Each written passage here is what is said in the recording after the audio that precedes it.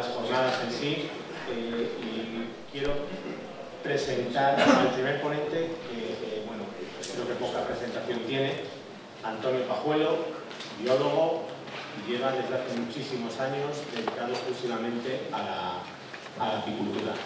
Desde 1992 está en Castellón asesorando técnicamente a muchas empresas y todo lo que yo pueda decir creo que sobra, más que nada para que empiece cuando quiera.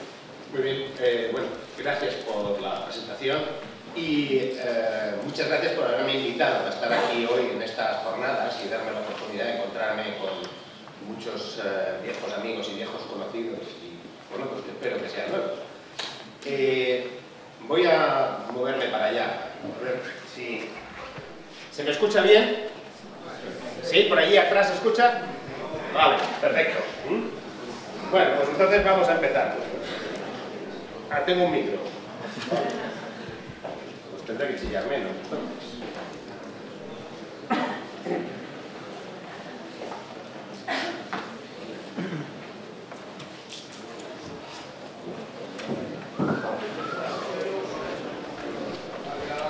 ¿Y ahora? ¿Se escucha bien atrás?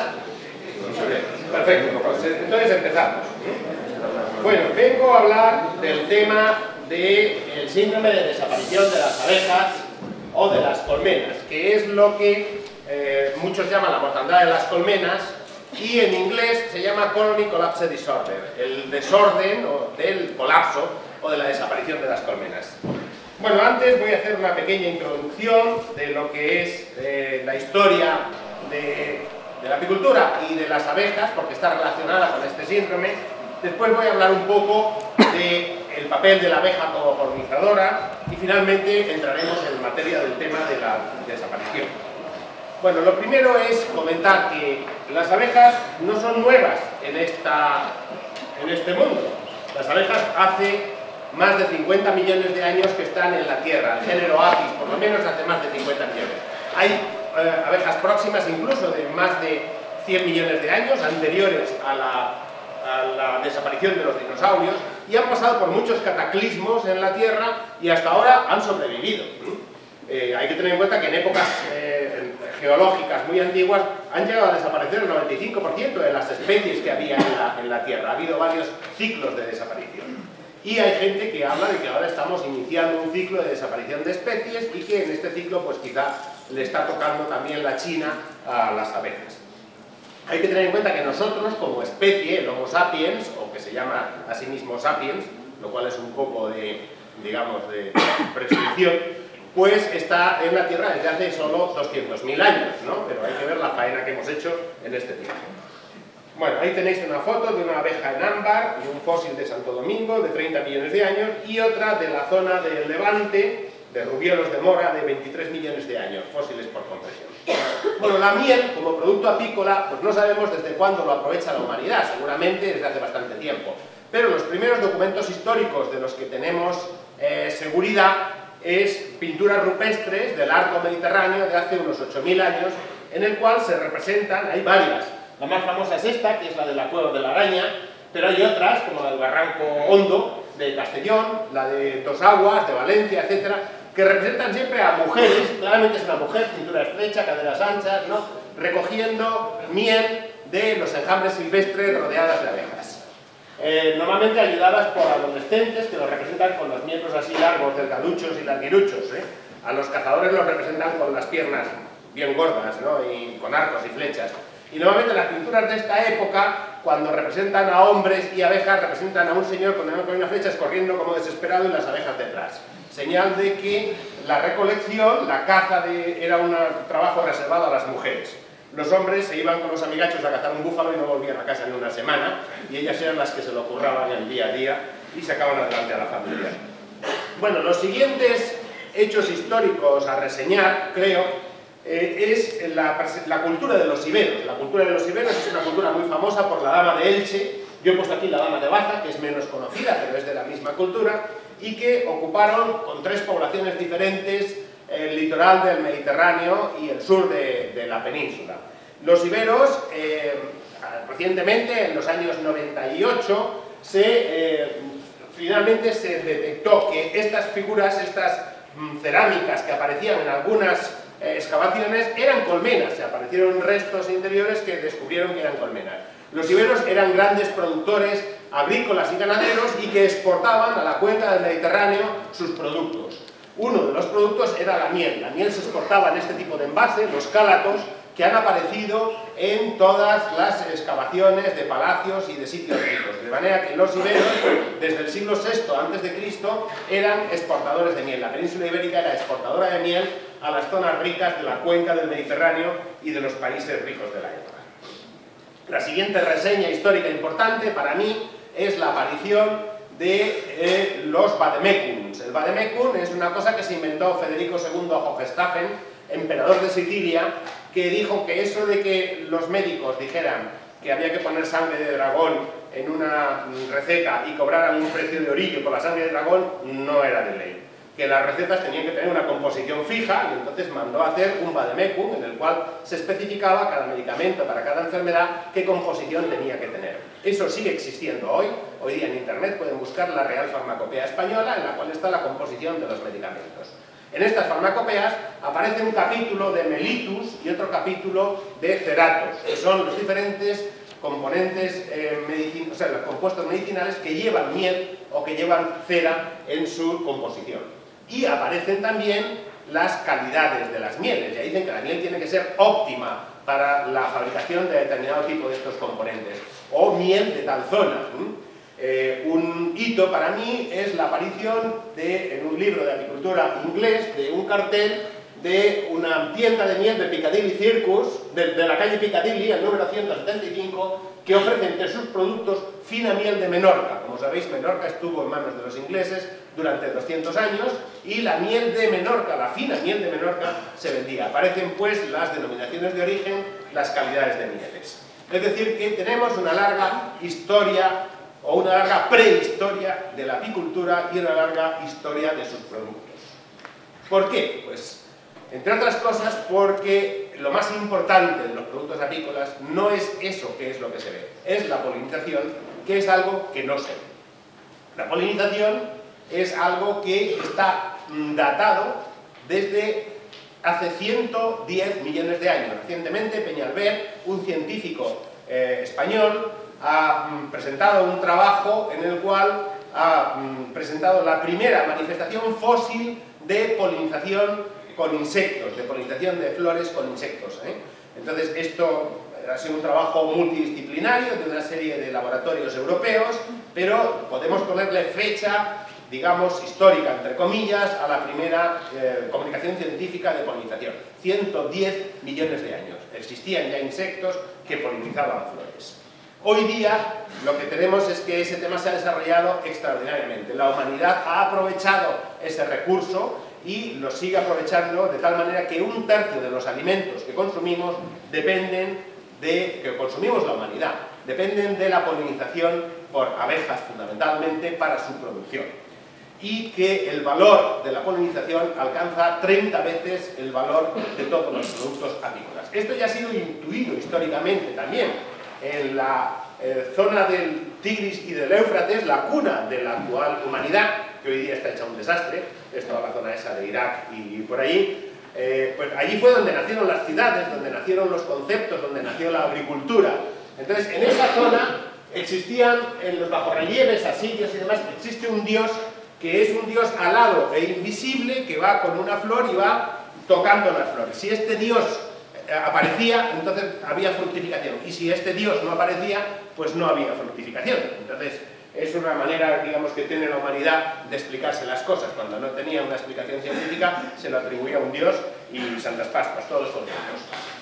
Bien, entonces existe este concepto de la polinización ya porque existían registros y entonces en estos registros existe la productividad en tablillas de arcilla de diferentes cultivos.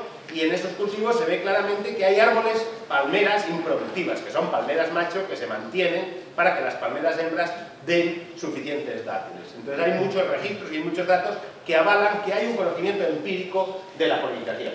Ese conocimiento empírico se desarrolla cuando se inventa el microscopio, a partir del 1600 y pico y luego 1700 y pico, que es cuando se reinventa y se utiliza de manera masiva, porque entonces se llega a ver la estructura del ovario, se llega a ver la estructura de las anteras y se llega a ver la estructura del grano de polen, cómo emite a través de sus poros el tubo polínico y penetra en el interior del ovario y fecunda los óvulos y produce las semillas y los frutos.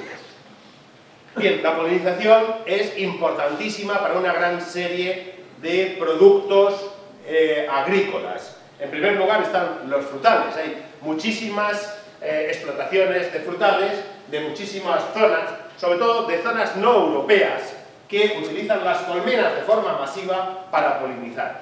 ¿Por qué sobre todo de zonas no europeas? Porque la mayor parte de los frutales son de producción de la cuenca del Mediterráneo, son especies originadas en la cuenca del Mediterráneo y han sido exportadas a América, Estados Unidos. Y estas frutales son polinizados por abejas que son de clima mediterráneo, de clima también templado, que han sido a su vez exportadas a Estados Unidos, a Australia, etc. La abeja es oriunda de nuestra zona, entonces la hemos enviado a otros sitios. Las grandes extensiones de frutales, por ejemplo, Estados Unidos, produce el 80% de la almendra de todo el mundo, pero han llevado la almendra allá y tienen que llevar abejas, han llevado abejas para polinizar esos almendros, porque si no, no produciría la cantidad de almendra que está produciendo. Bien, hay muchos frutales para los cuales es importante la polinización. Una de ellas es los manzanos. Recientemente en el congreso, bueno, en la Feria Apícola de Pastrana, que ha sido hace unos días, pues aquí hay alguno de los que estuvimos juntos allá, pues me hablaban de lo importante que era la polinización del manzano para la producción de sidra, porque la floración del manzano en esa zona es en una época en la cual la meteorología no es muy favorable, hay fríos, hay nieblas que impiden la polinización. Entonces, si no se aprovechan los pocos días buenos, la producción de manzana cae en picado.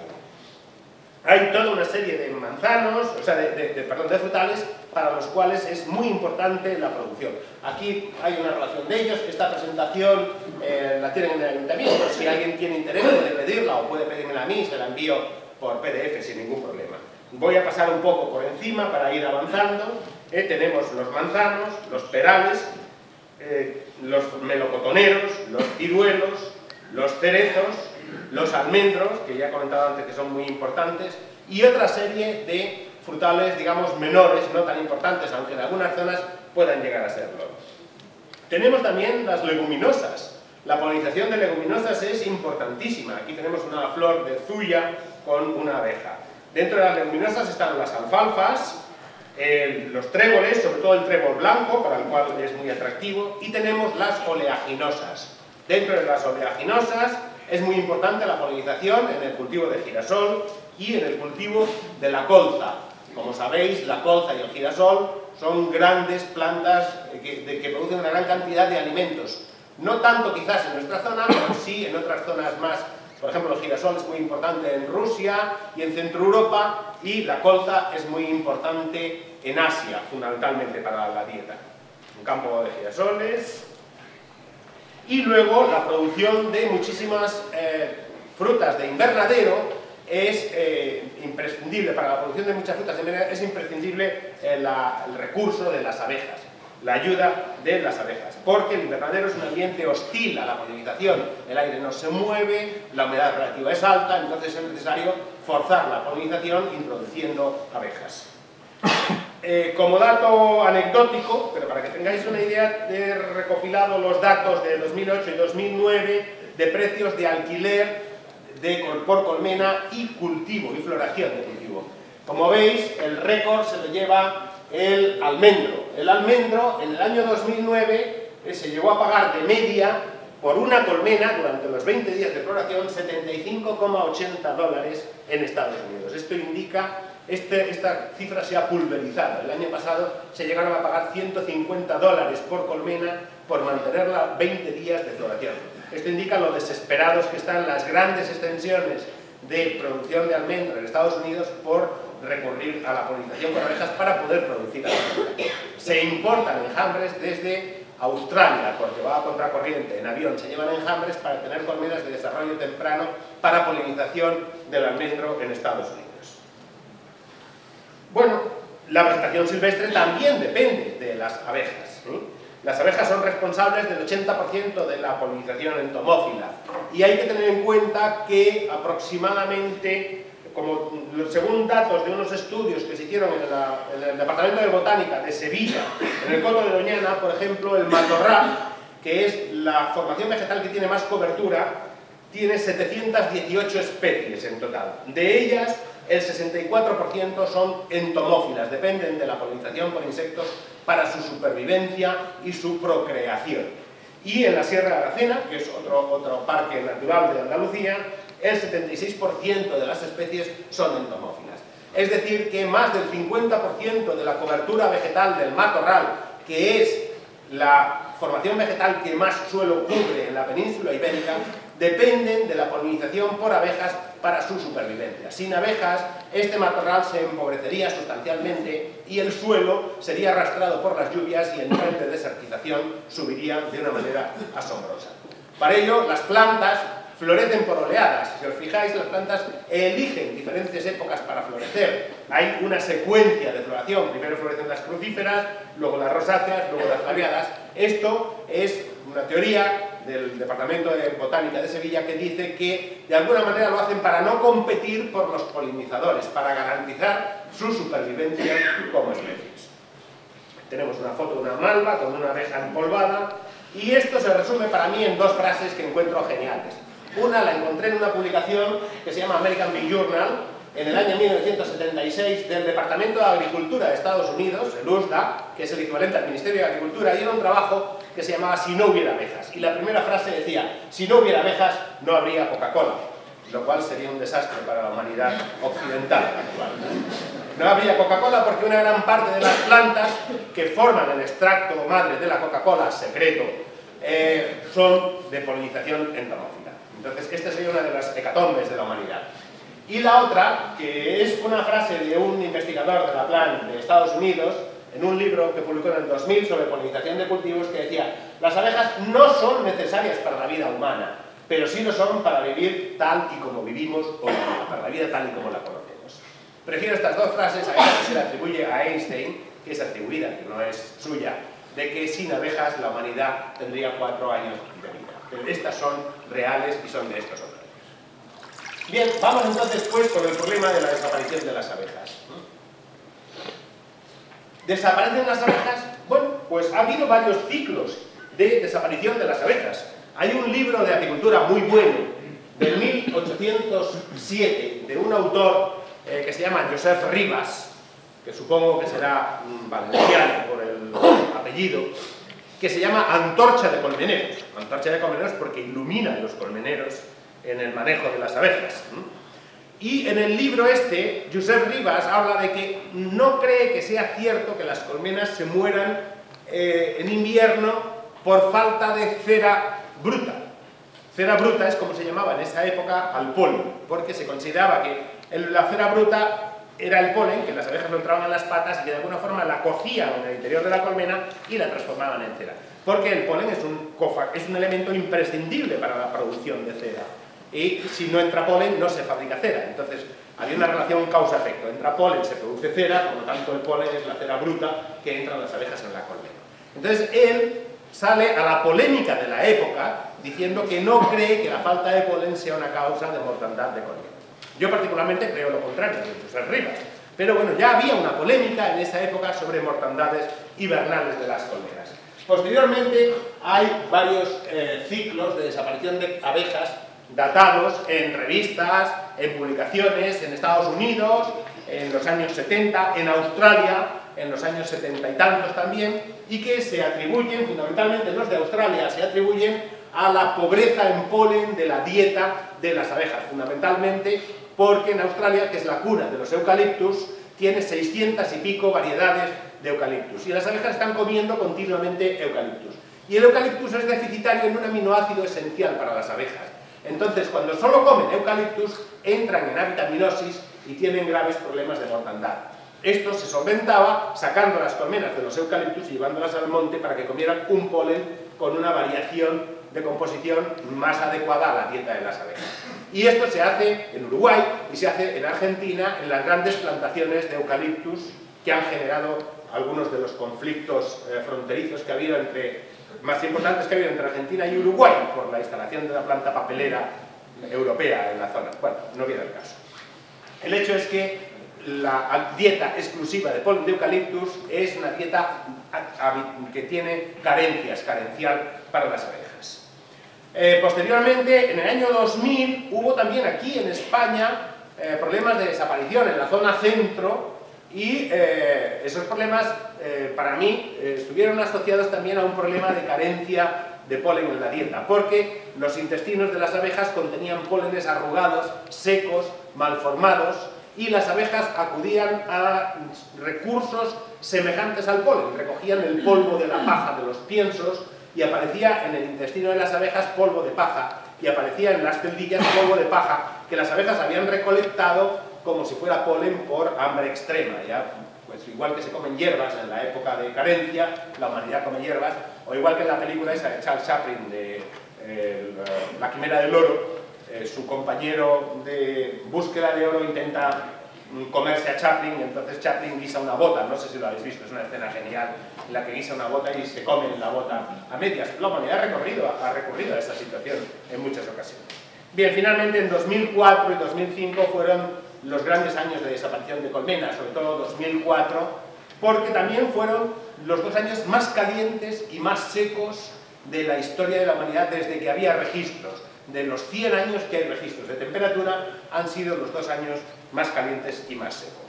Bueno, a consecuencia de todas estas situaciones, he participado en una serie de trabajos, de una serie de equipos de seguimiento de colmenas con problemas de desaparición.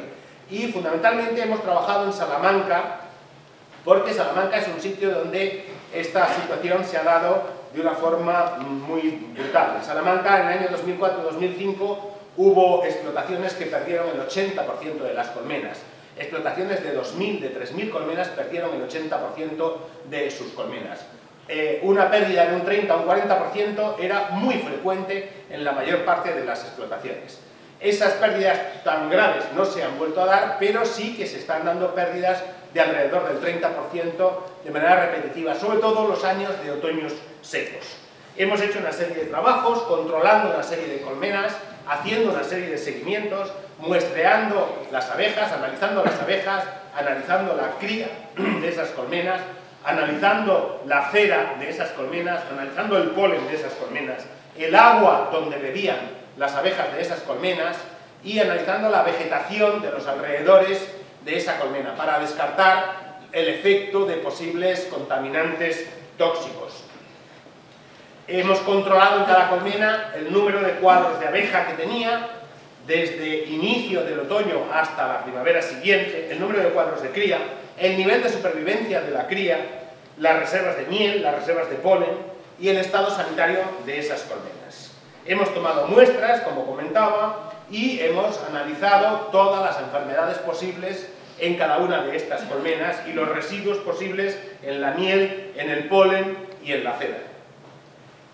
Hemos encontrado una situación muy curiosa y es que a veces en las mismas colmenas encontrábamos cuadros con niveles distintos de supervivencia de la cría. Encontrábamos cuadros con una alta supervivencia de la cría, con una supervivencia media y con una supervivencia baja. Entonces nos planteamos la pregunta, ¿por qué en la misma colmena, con la misma reina, con las mismas abejas, con la misma alimentación, a veces el nivel de supervivencia de la cría es alto y a veces el nivel de supervivencia de la cría es bajo? Esto nos dio una pista a decir que había algo en esos panales que impedía un buen desarrollo de esta cría y provocaba una alta mortandad. Entonces, iniciamos una serie de estudios en este sentido. Descartamos el que hubiera tóxicos en el agua, porque analizamos el agua de las charcas de alrededores de estos colmenares controlados y no había ningún tóxico en las aguas. Descartamos el problema de que hubiera una intoxicación por tratamiento de la floración próxima a los colmenares, porque recogimos muestras de plantas y analizamos los residuos en las plantas y no había residuos significativos. En algunas podía haber algún ligero residuo de alguna aplicación contra alguna plaga de las encinas, pero en cantidades muy pequeñas y solo en alguna muestra. Y finalmente Bueno, después de todos estos análisis de la cera, del polen y de las enfermedades, analizamos también la evolución de las colmenas y vimos que había una seria pérdida de la cantidad de abejas por el proceso de mortandad natural del invierno en las abejas de población vieja, de envejecimiento de las abejas. Las abejas viven, como decía un autor norteamericano, viven 800 kilómetros. Una vez que los han volado, se les para el motor y se apaga. Esto se traduce en que en épocas de actividad, en primavera, una abeja hace aproximadamente 10-12 vuelos de unos 2 kilómetros, es decir, hace aproximadamente unos 4 vuelos, unos 4 kilómetros por vuelo, por 10 vuelos serían pues aproximadamente unos 40 kilómetros al día, entonces los 800 kilómetros los vuela en 20 días. Por lo tanto, el periodo de vida de una abeja adulta en época de actividad son unos 20 días después de que salga al campo. Una vez que salga al campo, previamente ha vivido pues unos 30 días en la colmena, es decir, que una colmena vive pues aproximadamente un mes y medio, no llega a 2 meses en épocas de actividad, pero en invierno no vuela, por lo tanto los 800 kilómetros le dan para vivir 3 o 4 meses, es decir que necesitamos abeja de otoño para que pueda aguantar 3 o 4 meses y vivir hasta la primavera siguiente y arrancar en la primavera siguiente. Si en el otoño falla la floración, no hay nacimiento de abejas en otoño, entonces la colmena entra en invierno con una población envejecida, incapaz de aguantar todo el invierno y paulatinamente la abeja va desapareciendo en el campo. Y las abejas no son como los elefantes, que cuando muere uno en el campo lo ve rápidamente. Entonces una abeja cuando muere en el campo se pierde. Entonces las abejas van perdiendo población, las colmenas van perdiendo población paulatinamente a lo largo del invierno. Los apicultores normalmente en invierno no vamos a visitar las colmenas, sobre todo por dentro, porque no hace tiempo. Tú dejas una colmena en buena situación en otoño y cuando vas a verla en primavera no hay nada dentro. O queda un puñado de abejas muertas de frío con la cabeza dentro de las celdillas. ¿Qué ha pasado? Una explicación posible es que la abeja era vieja en ese otoño y no ha podido aguantar bien todo el invierno y ha ido muriendo paulatinamente. Bueno, de los análisis de residuos en polen y en cera, nos encontramos con la sorpresa de que el 100% de las ceras analizadas tenían residuos de alguno de los acaricidas que se utiliza en la lucha contra varroa y que el 90% de los pólenes almacenados dentro de las celdas de los cuales comían las abejas y comen las larvas de esa colmena tenían también residuos de los acaricidas utilizados contra varroa desde hace 25 años. Porque no hay que olvidar que varroa entró en el año 85 en España y desde entonces, aquí a finales de los 80, y desde entonces ininterrumpidamente estamos aplicando acaricidas a las colmenas, cuyos residuos van quedando capturados en la grasa de la cera y de la grasa de la cera se transfieren a la grasa del polen. Esta no es una situación única en España. Si vemos los análisis de trabajo realizados en Alemania y Suiza, vemos que el 54% de las ceras analizadas en el año 2006 por Bogdanov tenían bromopropirato, que es un producto que hace 20 años que no se utiliza contra varroa, pero todavía persiste en las ceras. El 61% tenían cumafos. En Estados Unidos el 100% tenían cumafos, algunos a dosis altísimas, tóxicas para las abejas y su cría. En España el 100% tenían clorfenbinfos y el 9,3% tenían cumafos, en los trabajos de 2008 y 2009.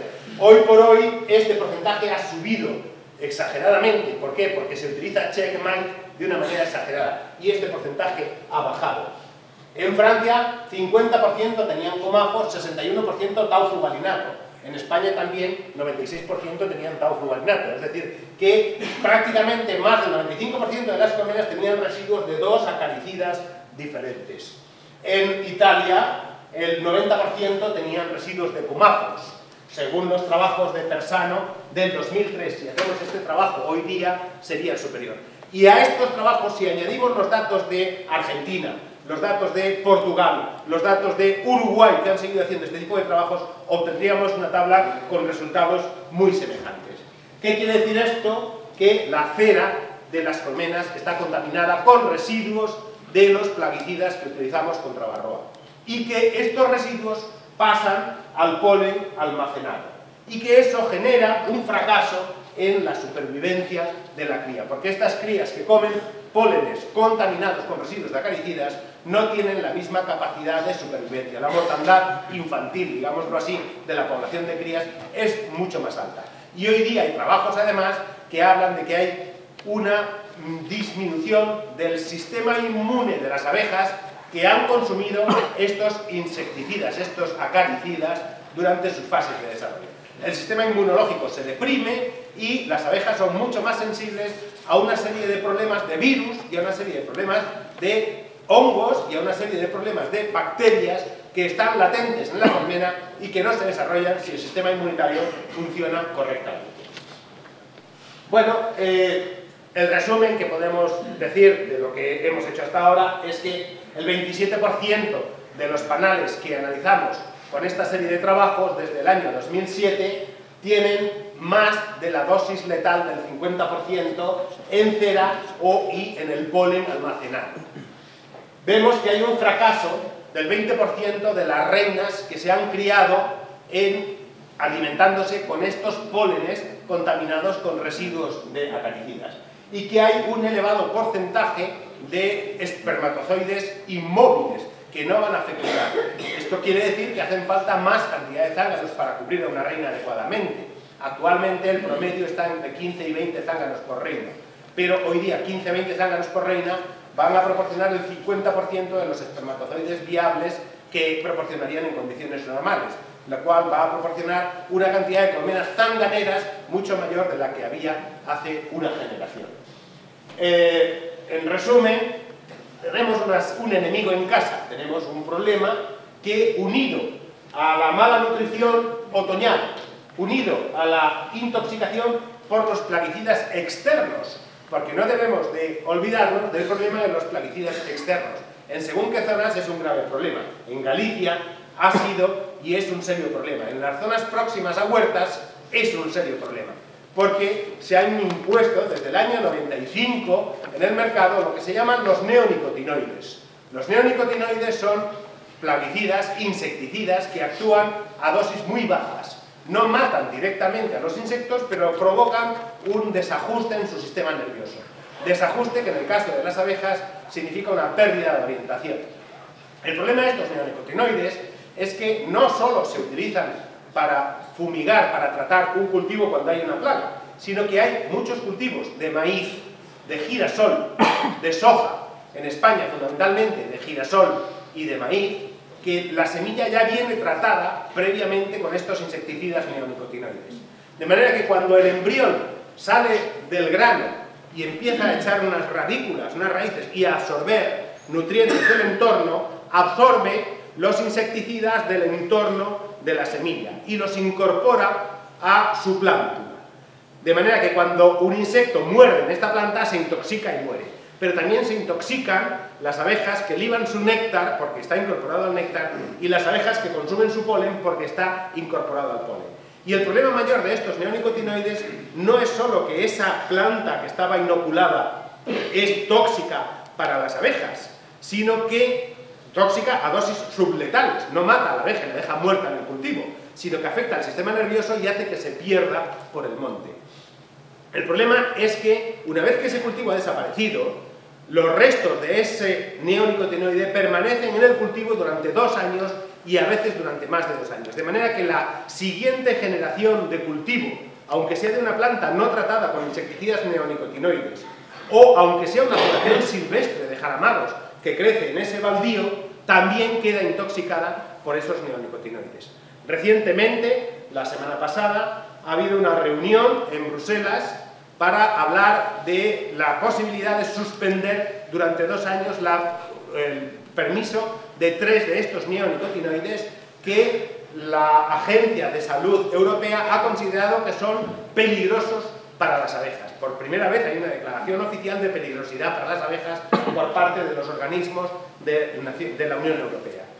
Esta propuesta de dejarlos inactivos, de no fabricarlos durante 2 años, ha sido denegada en la votación, pero es un primer paso que seguramente en votaciones posteriores irá ganando adeptos y se llegará a un control de los neonicotinoides mucho mayor del que hay ahora mismo. La situación actual es que tenemos 3 factores que actúan en potenciación, en sinergia.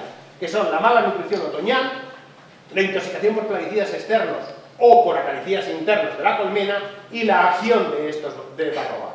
Cualquiera de estos factores individualmente, aisladamente, puede provocar la desaparición de las colmenas. Y la suma, la potenciación de 2 o 3 de estos factores a niveles más bajos también tiene el mismo efecto. Estos son unas fotos de los efectos de cómo se ve esta desaparición. Se ven abejas, normalmente en cuadros que generalmente tienen poco polen o no tienen nada de polen, que tienen reservas de miel, suelen tenerlas, y que está asociado también con las reservas de mieles de otoño, porque cuando el panal está lleno de miel, la miel impide la buena transmisión del calor, la miel no es buena transmisora del calor. Entonces, cuando los panales están llenos de miel, las abejas que hay a un lado y a otro del panal difícilmente se transmiten la temperatura y les es difícil formar un bloque que mantenga la temperatura por encima de los 6 grados, que es el nivel de actividad de las abejas. Por debajo de 6 grados, la abeja sufre una parálisis por frío y muere. El tema de nutrición es detectable a nivel de las abejas. Hay que mirar si las abejas tienen el abdomen reducido. Esto también puede ser un efecto de la anosemiasis, puede ser un efecto de la varroa, puede ser un efecto de la mala nutrición. Cuando veamos abejas con el abdomen corto, que las alas son más largas, estamos viendo que puede haber un problema. ¿Hay que hacer qué? Pues si hay una mala nutrición hay que aportar polen como suplemento, siempre y cuando sea de cosecha propia, de garantía de higiene garantizada, porque el polen puede ser también un transmisor de enfermedades, puede llevar esporas, sobre todo de pollo escayolado. Las abejas lo recogen activamente, hacen pelotas y lo llevan a las colmenas. También se puede aportar un sustituto de polen en forma de proteínas de levadura de cerveza o de harina de soja o de proteínas del suero de leche en polvo. Hay muchas mezclas artesanales y hay preparados en el mercado que las abejas consumen activamente y que les ayudan a salvar esa generación otoñal.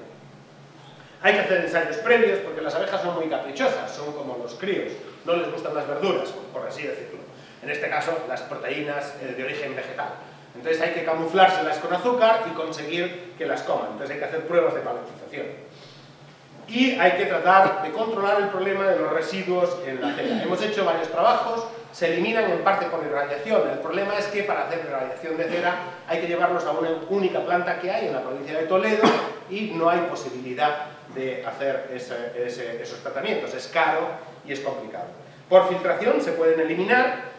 Hay que conseguir sanear los circuitos, es decir, garantizar que la cera que te hagan los cereros sea de tu propia cera, preferentemente de opérculos de las alzas, que no están en contacto con los tratamientos, y que garanticen una trazabilidad, cosa que hay algunos que hacen, otros que no, y existen soluciones técnicas que los cereros, por desgracia, no incorporan todavía al proceso de producción. La cera en fase líquida puede ser filtrada con una tierra de diatomeas y carbono activo y un papel de filtro adecuado, de manera que se eliminen entre el 50 y el 80% de los residuos de acaricidas que lleve en un solo pase. Esta es una tarea pendiente de los cereros, no solo españoles, también mundiales, y esto ha recibido una medalla de oro en el Congreso de Apimondia de Montpellier. Finalmente hay que controlar varroa. La presencia de varroa es detectable a través de la presencia de abejas con las alas afectadas por el virus de las alas dañadas, que se transmite con la picada de varroa, igual que otros virus. Cuando hay varroa hay muchos más virus en las colmenas. Es detectable también por la presencia de cría operculada, con la cabeza formada, desoperculada, lo que hacen las abejas para buscar la varroa y eliminarla y limpiar las celdillas, pero existen una gran serie de tratamientos. Varroa, como comentábamos hace un momento, es un problema que tiene control, pero requiere una dedicación, y el que se descuida la paga. Y tenemos otra serie de estudios en marcha. Actualmente, la migración de los residuos de la cera al polen está comprobado en laboratorio. Estamos estudiando la supervivencia del semen de los cángaros criados en ceras con residuo y estamos estudiando la actividad y el periodo de vida de las abejas que se crían en colmenas con residuos. Para estudiar esas migraciones de pólenes hemos utilizado pólenes con diferente contenido en grasa, lo hemos fermentado en laboratorio de la misma manera que se fermenta en la colmena lo hemos contaminado con residuos conocidos de acaricidas y lo hemos puesto en contacto con ceras que sabemos que estaban contaminadas. Y hemos analizado semanalmente esos pólenes, que vemos que a partir de los 7 días de almacenamiento del polen en contacto con cera contaminada, comienza a subir la contaminación de ese polen. Y a partir de los 30 días se dispara, sube desesperadamente la contaminación de acaricidas de la cera al polen, el paso de los acaricidas de la cera al polen. Esto abunda en la teoría que les comentaba antes, de que si hay una falla en la floración de otoño, la abeja entonces es menos resistente al invierno. Una, porque es más vieja, y dos, porque empieza a consumir pólenes que llevan más de 30 días almacenados en la colmena, con lo cual el nivel de residuos de acaricidas de esos pólenes es mucho más alto. Bueno, los estudios de supervivencia de semen de zánganos estamos ahí, todavía no tenemos la técnica muy depurada. Estamos trabajando en campo, con zánganos encerrados dentro de las colmenas, pero se nos escapan, vamos, que no se dejan trabajar a gusto, pero lo intentamos. Montamos normalmente un laboratorio en el campo y trabajamos al lado de las colmenas. Las cervezas están detrás de la encina para que no se vean en la foto, pero también había una nevera con cervezas frescas. Y el estudio de la actividad de las abejas y su periodo de vida, es decir, de cuántos vuelos hace una abeja al día y cuánto tiempo vive, dependiendo de que se críe en una colmena con cera contaminada o con cera sana, se han hecho monitorizando colmenas de manera que conocemos el día de nacimiento de las abejas, porque justo cuando estaban naciendo en un panal, hemos limpiado el panal y hemos puesto una jaula. Por tanto, al día siguiente, cuando hemos ido, las abejas que estaban dentro de la jaula eran abejas de una fecha de nacimiento conocida. Entonces les hemos pegado un microchip encima con un código de barras y con pegamento. Y hemos puesto en las piqueras de las... Bueno, antes hay que anestesiarlas, porque si no, no se dejan. Pero bueno, se anestesian. Y entonces hemos puesto en las piqueras de las colmenas un lector de código de barras conectado con un ordenador. Y entonces el código de barras es leído, de manera que cuando la abeja 118 sale, el lector dice la 118 ha salido a las 10:45 y envía ese dato al ordenador que está dentro de esta colmena. Entonces una vez por semana descargamos los datos del ordenador y sabemos cada abeja cuántas salidas ha hecho y de cuánto tiempo ha hecho las salidas. Y consideramos que cuando sale y no vuelve a entrar, pues es que se ha muerto y se ha perdido por ahí. Por lo tanto, conocemos el periodo de vida de las abejas. Estamos en fase de estudios todavía, pero puedo decirles ya que hay un 30% de periodo de vida más corto en las abejas que se crían en panales de cera contaminados con residuos de acaricidas y hay un 20% de menos vuelos en las abejas que se crían en panales con residuos de cera con acaricidas. Nada más y bueno, muchas gracias por su atención.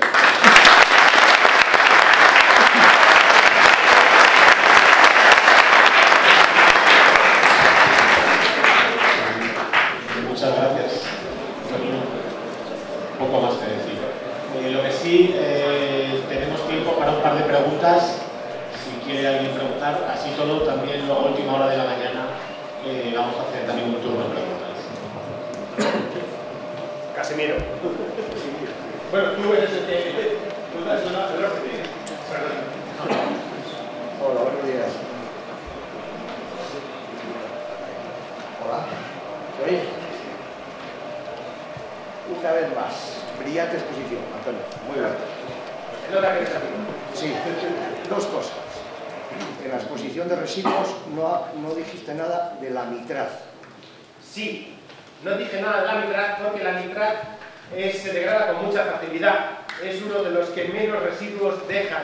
Eso no quiere decir que los metabolitos de degradación de la nitraz no sean peligrosos.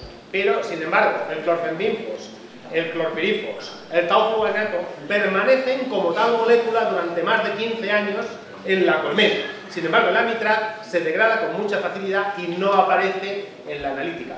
Podrían aparecer sus metabolitos si los buscáramos, pero eso es un lío analítico, empezar a buscar los metabolitos de las materias activas. Bueno, quería que lo dijeras.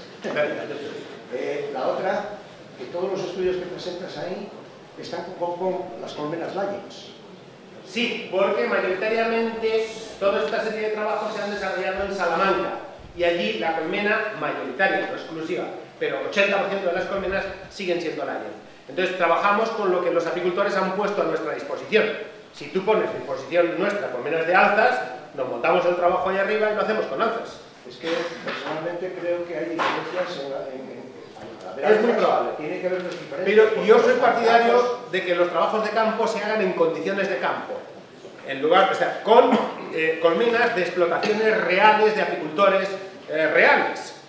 Las colmenas de laboratorio, entre comillas, yo las tengo propias, sirven para el ensayo previo, para el diseño del ensayo, de manera que luego cuando lo apliques a campo no tengas que tropezarte con la técnica de aplicación del trabajo, con los problemas de la técnica, que eso ya lo tengas solventado anteriormente. Entonces, es lo que han puesto los apicultores a nuestra disposición y es con lo que trabajamos.